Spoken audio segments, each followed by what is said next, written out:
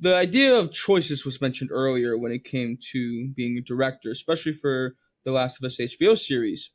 My question for you is kind of extending on that, and I wanted to know, what is the most difficult part of being the president of Naughty Dog? When you're head of a project, your priority is the project and making sure it's the best project possible and that people are doing their best work and finding the right work-life balance.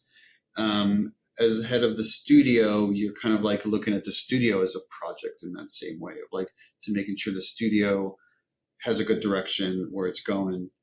And sometimes you're faced with a dilemma where there isn't necessarily a good choice. You're looking at like a lesser of several evils.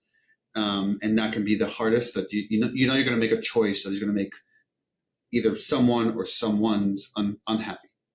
But you have to do what's right for the studio. Those can be really challenging.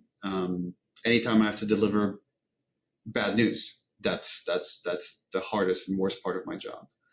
Those are countered by the most wonderful parts of my job, which is like seeing people rise to the occasion and succeeding and seeing them surprising me and sometimes themselves in really interesting ways. And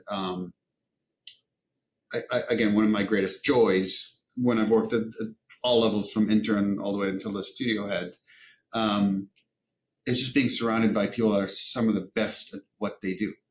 And then just as a studio head is really making sure I can facilitate them and get any kind of obstacle out of their way so they could do their best work and they could really enjoy what they're doing.